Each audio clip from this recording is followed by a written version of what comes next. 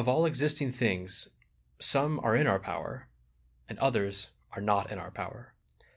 In our power are thought, impulse, will to get, and will to avoid, and, in a word, everything which is our own doing. Things not in our power include the body, property, reputation, office, and, in a word, everything which is not our own doing. Things in our power are by nature free, unhindered, untrammeled. Things not in our power are weak, servile, subject to hindrance, dependent on others. Remember, then, that if you imagine that what is naturally slavish is free, and what is naturally in others is your own, you will be hampered, you will mourn, you will be put to confusion, you will blame gods and men.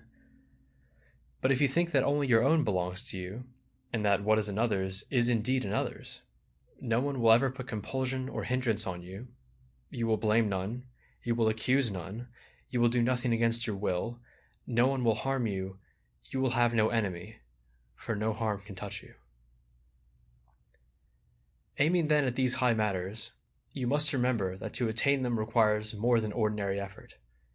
You will have to give up some things entirely, and put off others for the moment. And if you would have these also, office and wealth, it may be that you will fail to get them, just because your desire is set on the former, and you will certainly fail to attain those things which alone bring freedom and happiness. Make it your study, then, to confront every harsh impression with the words, "You are but an impression, and not at all what you seem to be." Then test it by those rules that you possess, and first by this, the chief test of all: is it concerned with what is in our power, or with what is not in our power? And if it is concerned with what is not in our power, be ready with the answer that it is nothing to you. Chapter 2.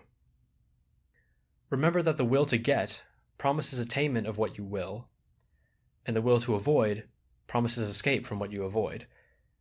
And he who fails to get what he wills is unfortunate, and he who does not escape what he wills to avoid is miserable. If then you try to avoid only what is unnatural in the region within your control, you will escape from all that you avoid. But if you try to avoid disease, or death, or poverty, you will be miserable. Therefore let your will to avoid have no concern with what is not in man's power. Direct it only to things in man's power that are contrary to nature. But for the moment you must utterly remove the will to get, for if you will to get something not in man's power, you are bound to be unfortunate, while none of the things in man's power that you could honorably will to get is yet within your reach. Impulse to act and not to act, these are your concern. Yet exercise them gently and without strain, and provisionally. Chapter 3. When anything, from the meanest thing upwards, is attractive, or serviceable, or an object of affection, remember always to say to yourself, what is its nature? If you are fond of a jug, say you are fond of a jug, then you will not be disturbed if it be broken. If you kiss your child or your wife, say to yourself that you are kissing a human being, for then if death strikes it, you will not be disturbed. Chapter 4. When you are about to take something in hand, remind yourself what manner of thing it is. If you are going to bathe, put before your mind what happens in the bath. Water pouring over some, others being jostled, some reviling, others stealing, and you will set to work more securely if you say to yourself at once, I want to bathe, and I want to keep my will in harmony with nature, and so in each thing you do. For in this way, if anything turns up to hinder you in your bathing, you will be ready to say, I did not want only to bathe, but to keep my will in harmony with nature, and I shall not so keep it if I lose my temper at what happens.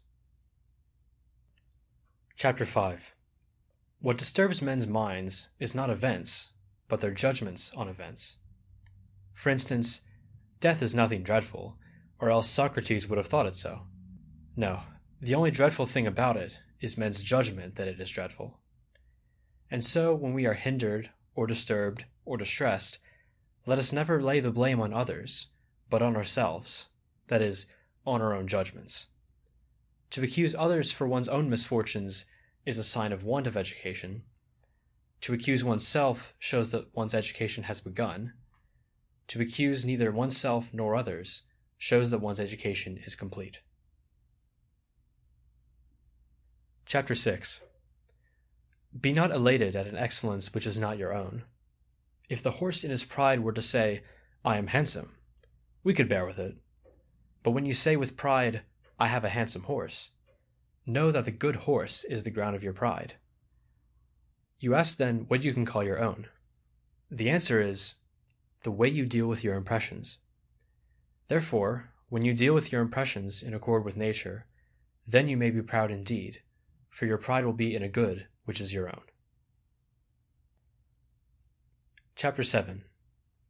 When you are on a voyage, and your ship is at anchorage, and you disembark to get fresh water, you may pick up a small shellfish or a truffle by the way, but you must keep your attention fixed on the ship, and keep looking towards it constantly to see if the helmsman calls you.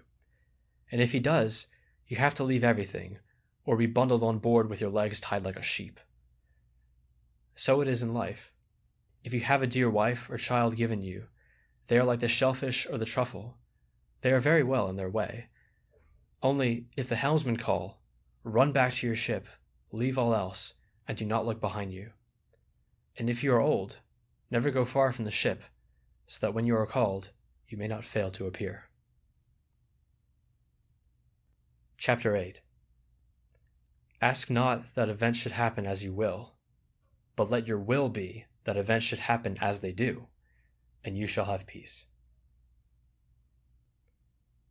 Chapter 9.